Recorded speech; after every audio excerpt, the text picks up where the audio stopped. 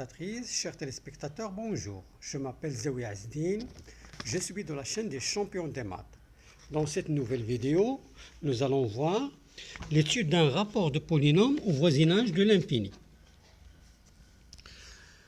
C'est la limite, on va étudier la limite d'un rapport de polynôme P de x sur Q de x quand valeur absolue de x tend vers plus l'infini, c'est-à-dire quand x tend vers plus l'infini et quand x tend vers moins l'infini. On a dit dans une précédente vidéo que pour un polynôme au voisinage de l'infini, on prend le degré le plus grand du polynôme. Par exemple, pour P de x, on prend x à la puissance n, soit le degré le plus grand de P de x, fois a, un nombre réel non nul. X aussi, c'est un nombre réel et n, c'est un entier naturel. Pour Q de x, c'est la même chose. On a b qui est un nombre réel multiplié par x, un nombre réel à la puissance m. M, c'est un nombre entier naturel. Donc cette limite, quand x tend vers plus l'infini, quand valeur absolue de x tend vers plus l'infini, dépend du signe de a sur b et de la puissance de m et de n. On va supposer que n est supérieur à m, c'est-à-dire la puissance du numérateur est plus grande que la puissance au dénominateur. Donc, n est égal à m plus r. R aussi est un entier naturel, puisque n est supérieur à m. Donc, la limite de ce polynôme, c'est égal à la limite de a indice n fois x à la puissance m fois x à la puissance r. Parce que x à la puissance m fois x à la puissance r est égal à x à la puissance m plus r. Et m plus r, c'est n que nous avons au départ. Donc, x à la puissance m fois x à la puissance r est égal à x à la puissance n. Fois a indice n sur b fois x à la puissance m, comme valeur absolue de x tend vers plus l'infini. Donc ici, on peut simplifier avec x à la puissance m. Et on a la limite comme valeur absolue de x tend vers plus l'infini de ce polynôme de départ est égale à a indice n sur b indice n fois x à la puissance r, r un nombre entier naturel. Donc ce polynôme, on l'a étudié dans une précédente vidéo en détail. On va donner un exemple. La limite de 7 fois x à la puissance 9 sur 3x à la puissance 6 comme valeur absolue de x tend vers plus l'infini. Donc x à la puissance 9, c'est x à la puissance 3 plus 6, c'est x. Donc on a au numérateur 7 fois x à la puissance 6 fois x à la puissance 3, parce que x à la puissance 6 fois x à la puissance 3 est égal à x à la puissance 6 plus 3. 6 plus 3, ça donne 9, le départ.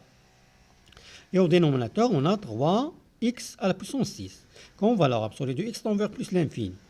Donc on simplifie avec x à la puissance 6, et ça reste 7 sur 3 fois x à la puissance 3, quand valeur absolue de la limite. Donc cette limite est égale à la limite de 7 sur 3 fois x à la puissance 3, quand valeur absolue de x tend vers plus l'infini.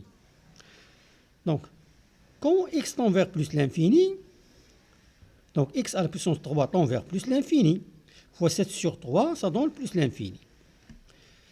Quand x tend vers moins l'infini, donc x au cube tend vers moins l'infini, parce que 3 est impair. Donc, moins l'infini fois 7 sur 3, ça donne moins l'infini. Maintenant, on va voir le cas où n est inférieur à m. Dans ce cas, n plus r est égal à m. R, c'est un entier naturel et n et m sont des entiers naturels.